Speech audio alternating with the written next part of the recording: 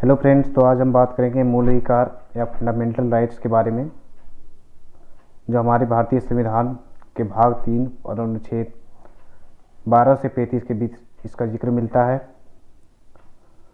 तो ये सारी जो मूल अधिकार हमें संविधान में दिए गए हैं, इसकी ज़रूरत क्या है, तो इसके बारे में सबसे पहले जान लेते हैं। मूल अधिकार की ज़रूरत किसी भी इंसान के विकास के लिए बहुत ही आवश्यक है। इसके बिना कोई इंसान विकास नहीं कर सकता है। या हम यूँ कहें, जिस तरह से अंग्रेज़ों के शासन में हम उनके ग़ुलाम थे, जिसमें से हमें बहुत ही कम आज़ादी मिलती थी, बहुत ही कम अधिकार मिलते थे। तो मूल अधिकार जो है हमें बेसिक रूप से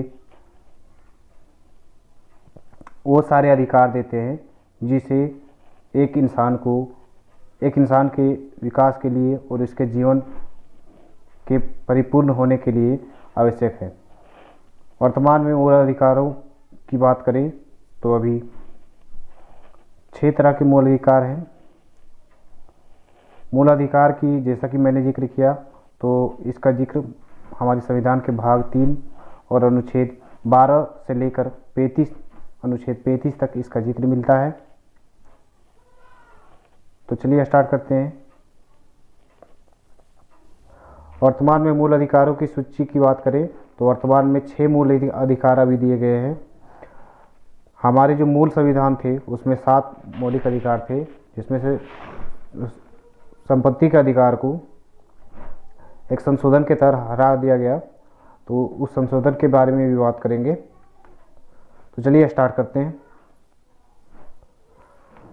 तो वर्तमान में जो मूल अधिकार हमारे संविधान में दिए गए हैं उसके बारे में सबसे पहले बात कर लेते हैं। पहला है समता का अधिकार, जिसका जिक्र अनुच्छेद 14 से 18 के बीच मिलता है। समता या समानता का अधिकार इसको बोला जाता है।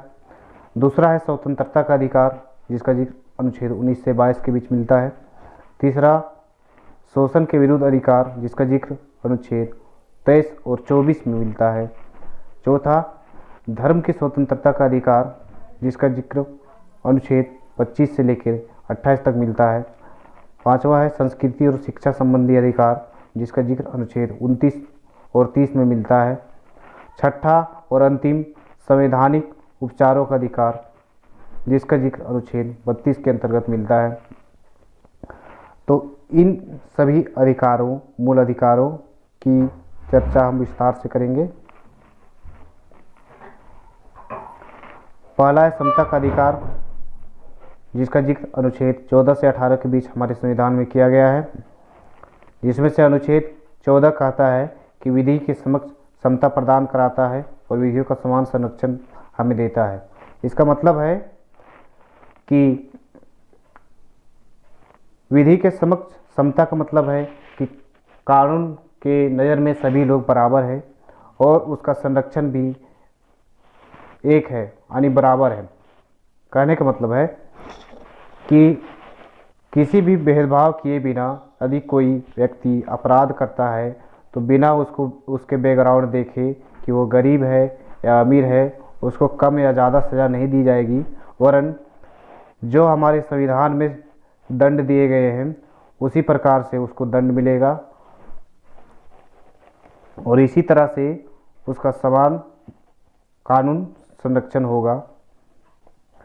ये जिक्र जो मिलता है अनुच्छेद 14 के अंतर्गत मिलता है।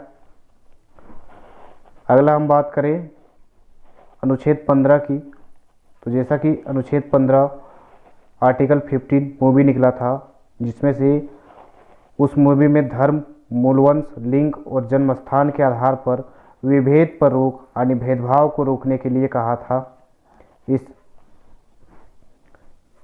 इसी अनुच्छेद पर वो मूवी बना था, जिसमें से भेदभाव को ख़त्म करने की बात कहा गया था।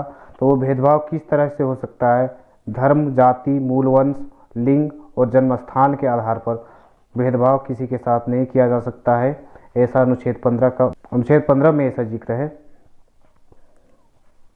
तीसरा है लोक नियोजन के विषय में अवसर की समता की बात करें तो अनुच्छेद 16 के अंतर्गत भारत के सभी नागरिकों के लिए सरकारी जो पद होते हैं, चाहे वो एमएलए, एमपी या कोई भी सरकारी नियुक्ति या पद हो, सरकारी नौकरी हो, उसमें सभी को समान अवसर प्रदान करता है। अगला अनुच्छेद 17 और ये बहुत ही महत्वपूर्ण, इस अनुच्छेद को लगभग अधिकतर एग्जाम में जरूर पूछा जाता है। अनुच्छेद 17 जिसमें से अस्पृश्यता का अंत करता है यानी छुआछूत को खत्म करता है। ये सीधे सीधे क्वेश्चन कई एग्जामों में पूछा गया है, तो इसको आप ध्यान देंगे। अगला है उपाधियों पर रोक।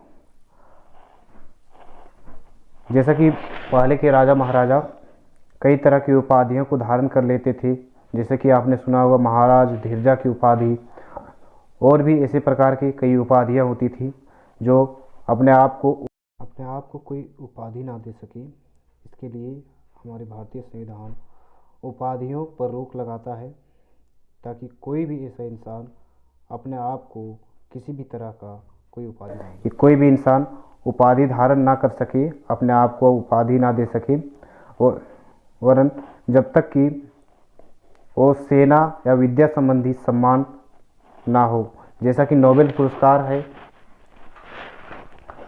और सेना में परमवीर चक्र, भारत रत्न वगैरह जो भी ये सब मिलता है, वो सारी उपाधियाँ के अलावा कोई भी उपाधि कोई भी इंसान भारतीय नागरिक नहीं धारण कर सकता है। तो ये हुई समता का अधिकार की बात। आप यदि वीडियो को 2-3 बार करके देखेंगे, थोड़ा रिपीट करके, तो आपको आसानी से समझ में आ जाएगा। दूसरा हम बात करें स्वतंत्रता का अधिकार, जिसका जिक्र अनुच्छेद 19 से 22 के बीच मिलता है। हम इन अनुच्छेदों को विस्तार से बात करते हैं। पहला है अनुच्छेद 19, जिसमें से 6 अधिकारों की सुरक्षा प्रदान करता है हमारा संविधान, और ये 6 अधिकार अनुच्छेद 19 के अंतर्गत कौन कौन से उसके बारे में बात करते हैं। तो 19(1) के तहत वाक एवं अभिव्यक्ति की आज़ादी प्रदान करता है हमें, यानी स्वतंत्रता प्रदान करता है, यानी बोलने की और अपने आप को अभिव्यक्त करने की स्वतंत्रता प्रदान करता है हमारा संविधान। तो ये क्या है अभिव्यक्ति आप किस तरह से कर सकते हैं? सोशल मीडिया के तहत आप कर सकते हैं, प्रेस के तहत कर सकते हैं, आप कार्टून बना सकते हैं इत्यादि। आप किसी भी तरह से आप अपनी अभिव्यक्ति कर सकते हैं, आलोचना कर सकते हैं, तारीफ कर सकते हैं। तो अनुच्छेद के तहत वाक और अभिव्यक्ति की आज़ादी हमें प्रदान करता है हमारा संविधान। दूसरा, सम्मेलन करने का अधिकार प्रदान करता है, बशर्ते सम्मेलन शांतिपूर्ण हो। तीसरा, संघ बनाने का अधिकार हमें प्रदान करता है। चौथा, संचरण करने का अधिकार प्रदान करता है हमारा संविधान अनुच्छेद 19(4) के तहत। संचरण का मतलब है आप भारत देश के किसी भी हिस्से में घूमने फिरने के लिए आज़ाद हैं, स्वतंत्र हैं। अगला है निवास करने का अधिकार, आप भारत के किसी भी हिस्से पे निवास कर सकते हैं। अपवाद में पहले जम्मू कश्मीर आता था, लेकिन जैसे ही धारा 370 हटी, वहाँ भी आप अपना निवास स्थान बना सकते हैं। अगला, वृत्ति, व्यापार या कारोबार करने का अधिकार, आप कोई भी वृत्ति, व्यापार या कारोबार कर सकते हैं भारत देश में, बशर्ते वो गैर कानूनी नहीं होना चाहिए। तो आप इन सारी चीज़ों के लिए स्वतंत्र हैं। और अनुच्छेद 19 के तहत ये 6 अधिकार प्रदान किए गए हैं, 6 अधिकारों की सुरक्षा दी गई है। अगले पेज में हम बात करेंगे स्वतंत्रता के ये अधिकार को, जो अनुच्छेद 20, 21 और 22 का जिक्र है। तो अनुच्छेद 20 के तहत अपराधों के लिए दोष सिद्धि के संबंध में संरक्षण प्रदान करता है।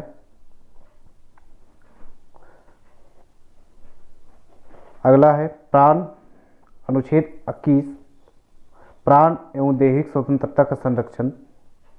ये स्वतंत्रता 21 ये आपातकाल में भी खत्म नहीं होता है, इसका जिक्र हम आगे करेंगे। लेकिन आप इतना ध्यान में रखें कि ये क्वेश्चन कई बार पूछी गई है कि कौन सा ऐसा अनुच्छेद है जो आपातकालीन या किसी भी परिस्थिति में ख़त्म नहीं होती है जब तक कि आपको कानून के द्वारा दंड ना दिया गया हो। तो ये है प्राण और दैहिक स्वतंत्रता का संरक्षण, जो अनुच्छेद 21 के तहत इसका जिक्र मिलता है। वही 21A के तहत प्रारंभिक शिक्षा का अधिकार है। प्रारंभिक शिक्षा जो पहली से आठवीं अनिवार्य है तक उसका जिक्र मिलता है। अगला अनुच्छेद 22 की बात करें तो कुछ दशाओं हैं, यहाँ टाइपिंग में थोड़ा मिस्टेक हो गया, दशाओं में गिरफ्तारी और निरोध के संरक्षण। जैसे कि आपको कोई गिरफ्तार करने आता है कोई पुलिस, तो आप उससे पूछ सकते हैं कि आप मुझे गिरफ्तार कर रहे हैं, मेरा जुर्म क्या है। अगला शोषण के विरुद्ध अधिकार, जिसका जिक्र अनुच्छेद 23 और अनुच्छेद 24 करता है, जिसमें से अनुच्छेद 23 बाल श्रम का प्रतिषेध लगाता है, रोक लगाता है, यानी 14 वर्ष के कम उम्र के बालकों को किसी भी बाहरी काम करने के रोक लगाता है, फैक्ट्री में काम करने का रोक लगाता है।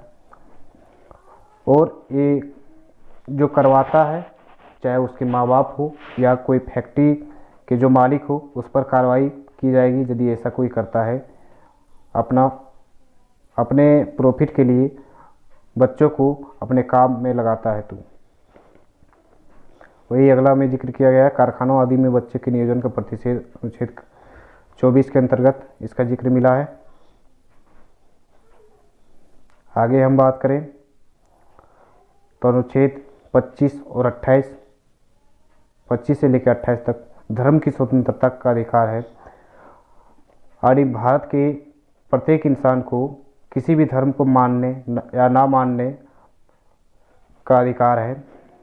और उसमें से इन अनुच्छेदों की यदि चर्चा करें तो अनुच्छेद 25 कहता है, धर्म का भारत रूप से मानने है, यहाँ पे मानने, आश्रम और प्रचार करने की स्वतंत्रता प्रदान करता है हमारा संविधान। धार्मिक कार्यों के प्रबंध की स्वतंत्रता प्रदान करता है हमारा संविधान अनुच्छेद 26 के अंतर्गत। अगला है अनुच्छेद 27, किसी भी धर्म की अभिव्यक्ति के लिए करों के संदाय के बारे में स्वतंत्रता प्रदान करता है, यानी किसी भी धर्म से किसी भी तरह का कोई टैक्स नहीं लिया जाएगा, ऐसा अनुच्छेद 27 कहता है। चाहे वो मंदिर हो या कुछ भी हो, जो धार्मिक संस्था है उससे किसी भी तरह का कोई टैक्स नहीं लिया जाएगा।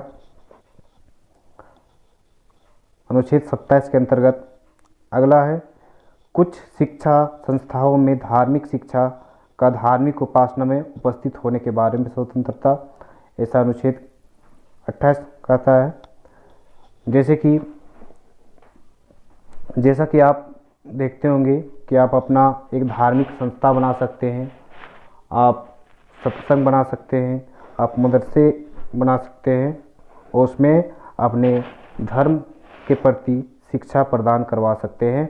इसके लिए आपको स्वतंत्रता प्राप्त है, धार्मिक स्वतंत्रता प्राप्त है अनुच्छेद 28 के तहत। अगला संस्कृति और शिक्षा संबंधी अधिकार। संस्कृति और शिक्षा संबंधी अधिकार, जैसा कि पिछले अनुच्छेद 28 में मैंने बात किया,